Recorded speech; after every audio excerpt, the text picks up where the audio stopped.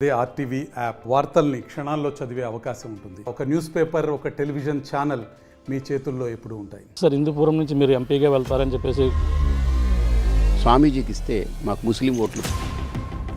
హిందూపురాన్ని ఎందుకు ఎంచుకోవడం జరిగిందంట? ఎక్కడ పుట్టినా మనం చేయాలనుకుంటే ప్రజల మద్దతు ఉంటే ఎక్కడికైనా చేయొచ్చు. జగన్మోహన్ రెడ్డి ప్రభుత్వం గద్దె దించడం కోసం వీళ్ళు కుటుంబం ఫ్యామిలీ ప్యాకేజ్ మొత్తం. ఏపీలో రాజకీయ పరిణామాలు శరవేగంగా మారుతున్నాయి. ప్రధానంగా ఓ పక్కన వైసీపీ మేమే సిద్ధమంటూ ఇప్పటికే ప్రచారంలో ముందుకు వెళ్తున్న పరిస్థితి మరో పక్క కనపడుతుంది. అలాగే మరో పక్కన ముఖ్యంగా జనసేన, టీడీపీ, బీజేపీ పొత్తులో మరో పక్కన మూడు పార్టీలు కూడా పొత్తులతో ముందుకు వెళ్తున్న పరిస్థితి ఏపీ రాజకీయాల్లో ప్రధానంగా చూడవచ్చు. అంతేకాకుండా టిక్కెట్లు ఆశించినటువంటి కొంతమంది టిక్కెట్లు దక్కకపోవడంతో కొంతమంది అసంతృప్తివాదులు ఇప్పటికే ఆందోళన నిలవేస్తున్నారు. అలాగే పార్టీలు కూడా మారుతున్న పరిస్థితి ప్రధానంగా కనపడుతుంది. ఇప్పటికే బీజేపీ కూడా తనకు రావాల్సినటువంటి స్థానాలు ఎక్కడి నుంచి పోటీ చేస్తారు, ఎంపీగా వచ్చి ఎమ్మెల్యేల స్థానాలు కూడా ప్రకటించిన పరిస్థితి నిన్నటితో కూడా క్లియర్ అయిన పరిస్థితి ఉంది. అలాగే కొన్ని ప్రాంతాల్లో బీజేపీ ముఖ్యంగా ఎంతోమంది సీనియర్ నాయకులు ఉన్నారు. అలాగే కొంతమంది దీనికి టికెట్లు ఆశించిన పరిస్థితి ఉంది. కానీ హిందూపురం నుంచి గత 2-3 సంవత్సరాల నుంచి అక్కడే సేవ చేస్తూ అక్కడే ఉంటూ ఒక ఎంపీగా పోటీ చేయాలనుకున్న పరిస్థితి ఉంది. కానీ అక్కడ టికెట్ రాని పరిస్థితి ఉంది. అలాగే స్వామి పరిపూర్ణానంద స్వామి హిందూపురంలోనే ఉంటూ హిందూపురం వాసులకైతే ఎంతో అత్యంత సన్నిహితంగా ఉంటూ అక్కడ అందరూ కూడా అందుబాటులో ఉన్న పరిస్థితి ఉంది. కానీ ఇప్పుడు ఎంపీగా పోటీ చేస్తానంటూ గతం కొన్నాళ్ళ నుంచి కూడా వార్తలు వినిపిస్తున్నాయి. కానీ ఇప్పుడు టికెట్ బీజేపీ నుంచి రాలేదు. కానీ స్వామి పరిపూర్ణ స్వామి ఎటువంటి నిర్ణయం తీసుకుంటారు, అతను ఏ విధంగా ముందుకెళ్తారు, మరిన్ని విషయాలు తెలుసుకునేందుకు స్వామి పరిపూర్ణ స్వామి గారిని మరిన్ని విషయాలు వెళ్దాం. సార్, నమస్తే సార్. సార్, ఏంటి సార్, హిందూపురం నుంచి మీరు ఎంపీగా వెళ్తారని చెప్పేసి గత 2 సంవత్సరాల నుంచి కూడా అక్కడే మీరు ఉన్నారు, అక్కడే ప్రజలకు అందుబాటులో ఉన్నారు. కానీ అనూహ్యంగా ఇప్పుడంతా కూడా టికెట్ల మార్పు విషయంలో, అలాగే పొత్తుల విషయంలో కొంతమందికి టికెట్లు రాని పరిస్థితి, అందులో ముఖ్యంగా మీలాంటి వాళ్ళు కూడా టికెట్లు రాలేదు. ఈ పరిణామాలను చూస్తే ఎలా ఉంది? మీరు ఇప్పుడు ఎంపీగా పోటీ చేయాలనుకున్నారు, మీరు ఎటువంటి నిర్ణయం తీసుకోబోతున్నారు? మీరు అన్నట్టు సంవత్సర కాలం పూర్తి స్థాయిలో ఎక్కువ దృష్టి పెట్టాం. 2 ఏళ్ల నుంచి అయితే ఈ ప్రక్రియ సాగుతూ ఉంది. నేను దిగే ముందు హిందూ సంఘాల యొక్క ప్రధానమైన వ్యక్తులు ఎవరైతే ఉన్నారో వాళ్ళందరినీ సంప్రదించాను. ఎందుకంటే వాళ్ళతో మాట్లాడాలి, నా అభిప్రాయం చెప్పాలి. కాబట్టి అక్కడ ఉన్నటువంటి వాతావరణాన్ని నేను పరిశీలించాను. తప్పకుండా నాకు అక్కడ ఒక మంచి అవకాశం అని నేను భావించాను. ఎందుకంటే హిందూపురంలో నేను తిరుగుతున్న వాతావరణంలో ప్రజలందరూ కూడా నాతో మమేకమై ఉన్నారు. జస్ట్ స్వామీజీ అనే కాదు, మా ప్రాంతాన్ని అభివృద్ధి చేయాలంటే స్వామీజీ లాంటి ఒక నీతి నిజాయితీకి కట్టుబడ్డ ఒక వ్యక్తి, స్వార్థం లేని వ్యక్తి, దందాలు లేని వ్యక్తి, ఏ జంజాటాలు లేని వ్యక్తి ఇక్కడికి వస్తే మా ప్రాంతం అభివృద్ధి అవుతుంది అన్ని విధాలని ఆశించినటువంటి ప్రజలు లక్షలాది మంది ఈరోజు నా వెనుకున్నారు. ఇది నేను సర్వేలన్నీ కూడా పంపడం జరిగింది, పార్టీ వాళ్ళకు కూడా చెప్పడం జరిగింది. వాళ్ళ అభ్యర్థిత్వం రేసులో నన్ను పెట్టారు. హిందూపురము స్వామీజీకి అనేది మొదటంతా వచ్చింది. తర్వాత all of a sudden Hindupuram తీసేస్తున్నామన్నారు. ఎందుకు అని అంటే దానికి కారణాలు నాకు చెప్పింది ఒకటే, ఏంటంటే బాలకృష్ణ గారు ఇంకొకళ్ళు కొంతమంది కలిపి అక్కడ ముస్లిం ఓట్లు టీడీపీకి పోతాయి, మేము ఇబ్బంది పడతాము, స్వామీజీకి ఇస్తే మాకు ముస్లిం ఓట్లు పోతాయి, కాబట్టి స్వామీజీని తప్పించేయాలని ఒక టార్గెట్ పెట్టుకుని తప్పించేశారు. This is the only reason మనకు కనపడింది. సో ఈ నేపథ్యంలో ఇప్పుడు నేనేం చేయాలి? ఒక్క మాట ఇచ్చి నేను అడుగు వేసిన తర్వాత, నేను అభ్యర్థిగా నిలబడతానని చెప్పిన తర్వాత వాళ్ళందరినీ ఒప్పించి, పార్టీలో పై వరకు నేను ఒప్పించి, అలాగనే సంఘంలో ఉన్నటువంటి పెద్దలందరితో మాట్లాడుకుని, అక్కడ అన్ని కుల సంఘ పెద్దలతో మాట్లాడుకున్న తర్వాత ఈరోజు నేను వెనకడుగేస్తే అది నాకు చేతగాని పని. నేను 10 మాటలు మార్చడం, 10 పార్టీలు మారడం నాకు ఎప్పుడు జీవితంలో తెలియదు, చెయ్యను. కాబట్టి నేను ఒకటే అనుకున్నాను, ఒకటే చేస్తాను, ఎంపీగా పోటీ చేస్తాను. ఇప్పుడు ఎమ్మెల్యేగా కూడా నేను పోటీ చేయాలని అనుకున్నాను. అంటే ఇప్పుడు ఇండిపెండెంట్గా వెళ్ళడానికి మీరు సిద్ధపడ్డారా? ఇప్పటికే అంటే మీరు ఎంపీగా వెళ్తారా, ఎమ్మెల్యేగా వెళ్తారా? అంటే హిందూపురం నుంచే పోటీ చేస్తారా? ఇది సాధ్యమే పని అంటారా? హిందూపురం పార్లమెంటు కూడా హిందూపురం పేరే, హిందూపురం అసెంబ్లీ కూడా హిందూపురం పేరే. కాబట్టి ఇప్పుడు ఈ కన్ఫ్యూజన్ లేకుండా హిందూపురం అసెంబ్లీకి వేస్తున్నాను, హిందూపురం పార్లమెంటుకి వేస్తాను.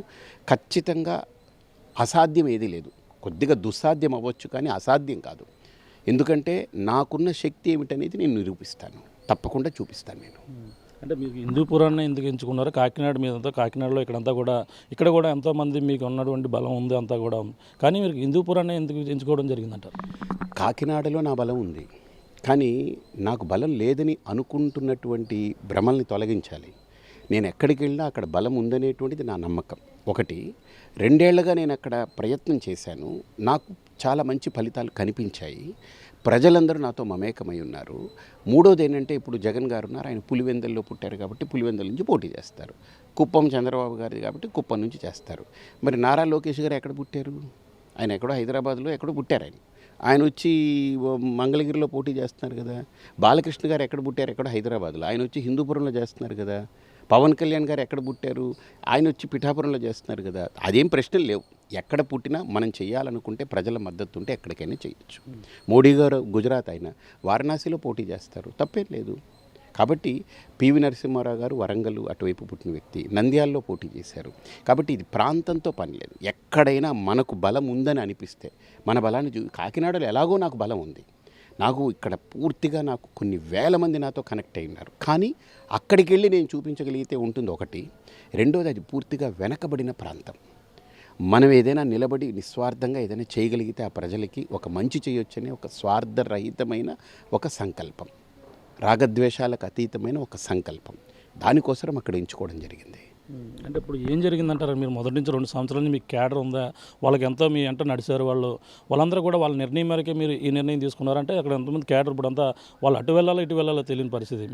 మీరు ఉన్నటువంటి 2 సంవత్సరాల నుంచి 3 సంవత్సరాల నుంచి పెంచిపోసిన క్యాడర్ని వాళ్ళ నిర్ణయం మేరకే మీకు ఇటువంటి నిర్ణయం తీసుకున్నారు మీరు? ఖచ్చితంగా ఈరోజు నేను ఎవరైతే నాకు అనుచర గణాన్ని నేను తయారు చేసుకున్నానో ఆ అనుచర గణం మొత్తం కూడా ఒకటే అంటున్నారు, సరే మీరు ఓడిపోతారనే కారణంతో మీకు సీట్ ఇవ్వకపోతే వేరే ఎవరు సర్వే చేశాడో బయట పెట్టమనండి. నెంబర్ 1. నెంబర్ 2, మీరు హిందూపురంలో నిలబడడం మాకు ఇష్టం లేదు అని వాళ్ళు చెప్పమనండి. దానికి మనం ఆలోచన చేస్తాం. అంతేగాని ముస్లిం ఓట్లు పోతాయి అని 85% ఉన్న హిందూ సమాజాన్ని అగౌరవపరచడం, గొర్రెల్లా చూడడం, వీళ్ళకి బుర్ర బుద్ధి లేదు, వీళ్ళు పనికిమాలినోళ్ళు, మనం ఏం చెబితే చేస్తారనుకునేటువంటి తేలికపాటితనం, అందులో మిమ్మల్ని ఎస్పెషల్లీ మీరు ఒక నిజాయితీగా ఒక నిబద్ధతతో కట్టుబడిన వ్యక్తిగా మిమ్మల్ని వాళ్ళు ఈ రకంగా తీసిపారేయడం అనేది మేమెవళ్ళం ఒప్పుకోము. కాబట్టి పార్టీ అనేది కాసేపు మనం పక్కన పెడతాము. మనం పార్టీకి వ్యతిరేకం కాదు, బీజేపీకి మనం ఎప్పుడూ వ్యతిరేకం కాదు. కానీ పార్టీ మరి ఏ కారణాల చేత ఏ ఒత్తిళ్ల చేత ఇలా తీసుకుందో నిర్ణయం మనకైతే తెలియట్లేదు. ఎందుకంటే మధ్యాహ్నం పార్టీలోకి వచ్చారు వైకాపా నుంచి, సాయంత్రం కండువా కప్పిచ్చేశారు. అసలు ఆయన గెలుస్తాడా తెలీదు, గెలవడా తెలీదు, ఆయన బ్యాక్గ్రౌండ్ చెక్ ఏమిటో తెలీదు, ఇచ్చేశారు.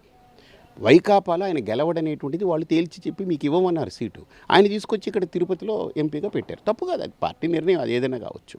ఇలాగా ఇప్పుడు ప్రతి చోట ఆలోచిస్తే ఇప్పుడు అనకాపల్లి ఉంది, ఆయన తీసుకొచ్చి తక్కువ దింపారు, ఆయన కడప ఆయన. సో ఏం గెలుస్తారా గెలవరా ఇవన్నీ అనవసరం వాళ్ళు. మరి ఏ ప్రాతిపదికన ఈ సీట్లు కేటాయించారనేటువంటిది నన్నైతే ఎప్పుడు పిలిచి మాట్లాడలేదు. నేను అక్కడ అభ్యర్థిగా నిలబడతాను, నేను పని చేసుకుంటానంటే వెళ్ళండి, మీరు ఆనందంగా వెళ్ళండి. ఏది పొత్తులు గిత్తులు మాట లేని రోజున నేను వెళతానని అంటే వెళ్ళండి అని చెప్పిన పార్టీ నాయకత్వం కానీ అధినాయకత్వం కానీ ఇంకోళ్ళు కానీ ఈరోజు అసలు ఇవ్వలేని సందర్భంలో నన్ను పిలిచి అడగాలి, ఎందుకు ఇవ్వలేకపోతున్నాం, ఇది కారణం అని చెప్పుంటే వేరేగా ఉండేది. అసలు అకారణంగా నిష్కారణంగా ఇలా గిల్లి పాడేసినట్టు పక్కన పెడితే నాకు మనస్సాక్షి ఒకటి ఉంటుంది, నాకు అన్నం తింటున్నాను, నాకు కొద్దిగా బాడీలో కొద్దిగా స్పర్శ ఉంటుంది కదా. సో డెఫినెట్లీ నన్ను అది ఇబ్బంది పెట్టిన అంశం. ఎందుకనంటే పిలిచి చెప్పుంటే నేను నా వాళ్ళకి అప్పచెప్పుండేవాడిని, నచ్చ చెప్పుకునేవాడిని. ఇది జరగకపోగా ముస్లిం ఓట్ల వల్ల పోతుందనేటువంటి వీళ్ళ వాదనని మేము ససేమిరా ఒప్పుకోము. 100% అక్కడ హిందూ సమాజం మేలుకుంది. హిందువుల యొక్క బలాన్ని, హిందువుల యొక్క శక్తిని మేము చూపిస్తాం. ఇప్పుడు అంటే ప్రధానంగా ఇప్పుడు స్వామి పరిపూర్ణానంద స్వామి ఈ విధంగా ఎంపీగా రాజకీయాల్లోకి రాకూడదని వెనకాల ఏమైనా జరిగి ఉండవచ్చు అంటారా? అంటే పార్టీలు ఏదన్నా ఉందంటారు వెనకాల? ఖచ్చితంగా నాకు తెలిసి ఈ పొత్తులో భాగం, అసలు ప్రధానంగా పొత్తు అనేటువంటిది, నేను స్వామీజీని కదా, మంచి చెడు కోసం అందరూ నా దగ్గరకు వస్తారు. వైకాపా వాళ్ళు వస్తారు, కాంగ్రెస్ వాళ్ళు వస్తారు, టీడీపీ వాళ్ళు వస్తారు. ఇంక పాపం ఎవరైనా రారంటే బీజేపీ వాళ్ళే రారు, కానీ నా దగ్గరికి మంచి చెడు అడగడానికి మిగతా అన్ని పార్టీలు వస్తారు. అన్ని పార్టీల వాళ్ళు వచ్చినప్పుడు నేను గతంలో ఒక మాట చెప్పాను 2 ఏళ్ల క్రితం. టీడీపీ 2016లో 17లో బీజేపీతో తెగదెంపులు చేసుకుని పొరపాటు చేశారు. ఇప్పుడు మళ్ళీ రెండో పొరపాటు చేస్తున్నారు. ఏంటంటే పొత్తులోకి వెళ్ళి రెండో పొరపాటు చేస్తున్నారు. అంటే ఏంటండి అని అడిగారు ఒక ఆయన, పెద్ద వ్యక్తి, దాని తరపున టీడీపీ తరపున వ్యక్తి. ఇప్పుడు పొత్తు పెట్టుకుంటే మునిగిపోతారు మీరు, పొత్తు పెట్టుకుంటే దెబ్బతింటారు మీరు అని చెప్పాను నేను. సో నేనంత స్పష్టంగా అంటే వాళ్ళ మంచి ఎవరికైనా మంచి కోరుతాను, కానీ నేను దిగినప్పుడు నా గేమ్ నేను ఆడాల్సిందే. సో ఇలాగా ఈ నేపథ్యంలో ఈరోజు పద్ధతి పరిస్థితి చూస్తుంటే ఖచ్చితంగా ఈ పొత్తు అనేది ఎక్కడ కూడా సఫలీకృతం కావట్లేదు. అర్థమైందా? అది పొత్తు అనేటువంటిది ఏంటి, ఒక భార్యాభర్త ఎంత పవిత్రంగా ఒకళ్ళ మీద ఒకళ్ళకి నమ్మకం ఉండి కదలాలో అంత నమ్మకం, అంత నిజాయితీ ఈ పొత్తులో ఎక్కడ నాకు కనపడట్లేదు. అర్థమైంది కదా? అలాంటి దీంట్లో ఈరోజు భారతీయ జనతా పార్టీయే కావచ్చు, టీడీపీ క్యాడరే కావచ్చు, జనసేన క్యాడరే కావచ్చు, అందరూ తల గోక్కుంటున్నారు, బద్దలు కొట్టుకుంటున్నారు. ఏంటిది ఇన్ని 5 ఏళ్ళు మేము మోసి పార్టీని ఈరోజు మా పరిస్థితి ఏంటి, మా బతుకులు రోడ్డు మీద వచ్చేసాయి. పోనీ బీజేపీని మేము అందరం గౌరవిస్తాం, కానీ ఈరోజు దానివల్ల మా సీట్లు పోయాయని అందరూ ఏడుస్తున్నారు. క్యాడర్ కూడా గందరగోళంలో ఉంది, జనసేన క్యాడర్ కూడా అలానే గందరగోళంలో ఉంది. బీజేపీ వాళ్ళైతే మరీ ఇప్పుడు 5-6 ఎంపీ సీట్లు 10 ఎమ్మెల్యే సీట్లు తీసుకుంటే మిగతా అన్ని ప్రాంతాల్లో వాళ్ళు పాపం ఖర్చు పెట్టుకుని కాళ్ళు ఎరిగిపోయి చెప్పులు ఎరిగి మళ్ళీ మనకు పార్టీ సీట్ ఇస్తుంది, మనం ఏదో నిలబెట్టుకుంటామనే తపనతో ఉన్న వాళ్ళందరూ రోడ్డు ఎక్కారు. కానీ వాళ్ళందరూ పాపం ఏం చేయాలో తెలియని పరిస్థితిలో ఉన్నారు, అగమ్యగోచరంగా. కానీ నేనైతే అలా ఉండలేను. నేను ఒక మాట ఇచ్చాను అంటే సమాజానికి నా సందేశము, నేను ఇంతవరకు మాట్లాడిన చేతలతో చేసిన ఏదైనా చేసి చూపించిన వాడిని నేను. అంతేగాని ఒట్టి మాటలు మాట్లాడేసి ప్రవచనాలు ఇచ్చేసి వెళ్ళిపోయే రకం కాను. ఇది అని పట్టుకుంటే ఫలితం ఎలాగైనా ఉండనివ్వండి, దట్స్ ఎ డిఫరెంట్ థింగ్. ఖచ్చితంగా నాకు తెలిసి మంచిదే ఉంటుంది. ప్రజలు నా వెనకాల ఉంటారని నేను నమ్ముతున్నాను, ధర్మం నా వెనకుందని నమ్ముతున్నాను. నేను దేశం కోసం, ధర్మం కోసం అడుగు పెట్టాను. ఖచ్చితంగా ఇది మంచి జరుగుతుందని నేను భావిస్తున్నాను. అంటే ముందు టికెట్ ప్రకటించే ముందు మీతో సంప్రదించలేదు అంటున్నారు. నిన్న కూడా మీ పార్టీ పెద్దలను కూడా కలిసినట్టుగా తెలుస్తుంది. వాళ్ళ నుండి ఎటువంటి మీకు సమాచారం అని, ఎటువంటి హామీ అని వచ్చింది? ఇప్పుడు పార్టీ టికెట్లు ఇచ్చేటప్పుడు కనీసం ఇప్పుడు పరిపూర్ణానంద స్వామి అంటే ఒక గడ్డి పరక కాదు కదండి, హీ హ్యాస్ ఈ స్టాండ్ కదా. ఈరోజు పార్టీలో ప్రెసిడెంట్లు మారచ్చు, సెక్రటరీలు మారచ్చు, అందరూ మారుతూ ఉండొచ్చు, కానీ పరిపూర్ణానందగా ఈ రాష్ట్రంలో ఆ ప్రజల గుండెలు ఎప్పుడు ఉండిపోయే వ్యక్తిని కదా. కనీసం నన్ను పిలిచి ఈ కారణాల చేత రావట్లేదనేది ఎక్కడా నాతో మాట్లాడలేదు. Okay, number 1. పోనీ అది పక్కన పెడదాం, అది వాళ్ళ ఒత్తిళ్ళు, వాళ్ళ కారణాలు, వాళ్ళకున్న సమయాభావం అనుకోవచ్చు. ఈరోజు పార్టీ నాకు ఇవ్వకపోగా అమ్మ పెట్టదు అడుక్కోనివ్వదు అనేటువంటి సామెతలాగా ఇప్పుడు నేను ఇండిపెండెంట్గా వేస్తానన్నాను. ఇప్పుడు వాళ్ళందరూ ఆలోచనలో పడ్డారు, అరే ఇదేంటని. ఎందుకంటే హిందూ సమాజం ఈరోజు కళ్ళు తెరిచింది, ఈయనకే ఈరోజు దిక్కులేదు పరిస్థితి అని అంటే రేపు మనందరి పరిస్థితి ఏమిటనేటువంటి భ్రమలోకి వెళ్ళిపోయారు వాళ్ళందరూ. ఒక రకమైన బెంగలోకి వెళ్ళారు. ఇప్పుడు ఆ సమాజానికి నేను నిలబడాలి, అందుకే నేను ఇండిపెండెంట్గా వేస్తున్నానని చెప్పాను. హిందూపురం అసెంబ్లీలో కానీ హిందూపురం పార్లమెంట్లో కానీ 2 నేను వేస్తానని చెప్పాను. ఎందుకంటే హిందూపురం అసెంబ్లీ ఈరోజు నాకు కార్యకర్తల సమావేశం ఉంది, ఒక 2 రోజుల్లో ఏర్పాటు చేస్తున్నాము. బూత్కి 20 మంది చొప్పున స్వచ్ఛందంగా కుర్రాళ్ళు, ఆడవాళ్ళు, మహిళలు పెద్ద ఎత్తున తరలిస్తున్నారు. 20 మంది మేము పూర్తిగా సేవ చేస్తాం, మీకు ఇంటింటికి తిరుగుతామని. అంటే ఉన్నటువంటి 250 బూతులకు గాను 20 మంది చొప్పున ఊహించుకోండి, 5,000 మంది కార్యకర్తలు తయారయ్యారంటే ఏ పార్టీకి లేని పటిష్టమైనటువంటి కార్యకర్తల నిర్మాణం జరిగింది ఈ ఒక్క కారణంతో. ఇదొక్కటి ఆలోచన చేయండి. 5,000 మంది మనిషి ఒక 20 మందిని కనుక టార్గెట్ చేసి ఈ 40 రోజులు సేవ చేస్తే, కృషి చేస్తే, ధర్మం కోసం ఓటేయిస్తే భారీ మెజారిటీతో అసెంబ్లీలో గెలుస్తాను నేను. మీరు చూడండి కావాలి, నేనేం ఊరికినే గ్రౌండ్ రియాలిటీ తెలియకుండా, ప్రాక్టికల్ నాలెడ్జ్ లేకుండా నేను మాట్లాడలేదు. నేను మనస్సుకి అంటే ఎమోషన్స్కి ఎంత అవకాశం ఇస్తానో లాజిక్కి, బ్రెయిన్కి అంతకంటే ఎక్కువ ప్రయారిటీ ఇస్తాను. కాబట్టి ఇవన్నీ ప్రాక్టికల్గా పేపర్ మీద పెట్టి మా వాళ్ళతో డిస్కస్ చేసిన తర్వాత ఈ అభిప్రాయం తీసుకోవడం జరిగింది. రాష్ట్ర అభివృద్ధి కోసం, అలాగే జగన్మోహన్ రెడ్డి ప్రభుత్వం గద్దె దించడం కోసమే మా పొత్తులు అని చెప్పేసి పక్కన 3 పార్టీలు కూడా చెప్తున్నాయి. అంటే ఇప్పుడు దీన్ని భాగంగా కొంతమంది త్యాగాలు చేయవలసి వస్తుంది, దానికోసమే పొత్తులు కలిసాం. ఈ పొత్తుల్లో టికెట్ రాకపోవడం వల్ల ఇప్పుడు ఉన్నటువంటి మొన్నటిదాకా ఉన్న పరిణామాలు వేరు, ఇప్పుడు టికెట్లు ప్రకటించిన పరిణామాలు వేరు. ఏపీలో ఈ పరిణామాలు ఎలా ఉండబోతే, రాబోయే పార్టీ ఏ పార్టీకి ప్లస్ అవుతుంది, మైనస్ అవుతుంది? మీరు అన్నారు కదా త్యాగాలని. చంద్రబాబు నాయుడు గారు పోటీ చేస్తే ఓకే, కొడుకు పోటీ చేశాడు, చంద్రబాబు కొడుకు తోడల్లుడు పోటీ చేశాడు, మరిది పోటీ చేశారు, మరదలు పోటీ చేస్తుంది. అంటే వీళ్ళందరూ మమ్మల్ని త్యాగాలు చేయమంటారు కదా. వీళ్ళు కుటుంబం ఫ్యామిలీ ప్యాకేజ్ మొత్తం వీళ్ళందరూ దిగిపోవచ్చు. త్యాగం వాళ్ళకి కాదండి. అంటే అన్నీ వదిలేసిన సన్యాసి నిస్వార్థంగా పనిచేస్తాడంటే ఇంకా నేనేం త్యాగం, అన్నీ త్యాగం చేసిన వాడిని, ఇంకేముంది త్యాగం చేయడానికి? వాళ్ళు త్యాగం చేయాలి. ఇప్పుడు 6 పోటీ చేస్తున్నారండి ఆ కుటుంబం నుంచి. ఫ్యామిలీ ప్యాకేజ్ ఇచ్చేశారు ఆయన పార్టీ కదా, ఆయన ఇచ్చుకుంటారు. ఇంకా ఆ పార్టీ నుంచి వచ్చి బీజేపీలో చేరినటువంటి వాళ్ళందరికీ ప్యాకేజ్ ఇచ్చేశారు. సుజనా చౌదరికి టికెట్ వచ్చేసింది, సీఎం రమేష్కి టికెట్ వచ్చేసింది, టీజీ వెంకటేష్ గారు వాళ్ళ అబ్బాయికి వచ్చేసింది, ప్యాకేజ్ మొత్తం వచ్చేసింది. ఇప్పుడు బీజేపీలో ఉన్నదంతా ఎవరండి? 80% టీడీపీ వాళ్ళే. ఇక త్యాగాలంటే ఎవరిని చేయమంటున్నారు? అంటే బీజేపీని త్యాగం చేసి మీరు పక్కకు తప్పుకోండి, ఈ స్టేట్లో ఉండకుండానే కదా సిగ్నల్స్ ఇవ్వడం. ఏంటి ఇప్పుడు జనసేన ఉందనుకోండి, జనసేనలో అందరూ టీడీపీ వాళ్ళని దింపేసుకున్నారు. జనసేన సైనికులు పాపం వాళ్ళ ఆర్తనాదాలు, వాళ్ళ కష్టం, వాళ్ళ కన్నీరు ఎవరికి చెప్పుకోలేకపోతున్నారు. వాళ్ళు ఇంట్లో కూర్చుని ఏడుస్తున్నారు. వాళ్ళు త్యాగాలు మాట వాళ్ళు మాట్లాడొద్దండి. ఇది చాలా పెద్ద మాట. వాళ్ళు ఇంకొక 10 జన్మలు ఎత్తాలి త్యాగాల గురించి మాట్లాడాలంటే. ఏసీ రూముల్లో కూర్చొని మాట్లాడడం త్యాగాలు కాదు. ఏమంటే ఇప్పుడు ఒక మాట, త్యాగం గురించి బాలకృష్ణ గారికి ఇప్పుడు నేను త్యాగం చేయాలి. ఆయన ఎన్నిసార్లు వచ్చారండి హిందూపురానికి? ఎంతమందిని ఆయన పలకరించారండి కార్యకర్తల్ని? ఒక మాట చెప్పమనండి. త్యాగం నేను చేశా, వాళ్ళుగా త్యాగం చేసేది. త్యాగం మాట వాళ్ళు ఎవరు మాట్లాడొద్దు. చెట్టు పేరు చెప్పి కాయలు అమ్ముకునే రకాల్ని ప్రజలు ఎన్నో రోజులు భరించరు. కాబట్టి ఇది స్పష్టత నేను ఇస్తున్నా. ఈరోజు నన్ను ముట్టుకున్నారు వాళ్ళు, నన్ను కెలికారు వాళ్ళు. కాబట్టి నేను హిందూ సమాజానికి ప్రతినిధిగా నేను నిలబడబోతున్నా. స్పష్టంగా చెప్తున్నా, ప్రాణజాయ్ పర్ వచన్నజాయ్, మాట వెనకడుగు నేను వెయ్యను. వాళ్ళు మళ్ళీ వచ్చి నా ఎంపీ సీటు నాకు మళ్ళీ తిరిగి ఇచ్చారా, దట్స్ ఓకే. లేకపోతే నేను రెండింటికి పోటీ చేస్తాను. ఇంకోటి చెప్తున్నాను, ఇంకా వాళ్ళు కాలయాపన చేస్తే ఇప్పుడు చాలామంది స్వతంత్రంగా సిద్ధంగా ఉన్నారు వేయడానికి, ఖచ్చితంగా వేస్తారు. ఇంచుమించు నాకున్న లెక్కల్లో నేను ఇప్పుడు 26 మంది నాకు వచ్చారు స్వతంత్రంగా వేస్తామని. ప్రతి చోట ఓటు బ్యాంకులో ఈరోజు చాలా నేరోలో ఉంది పార్టీలు.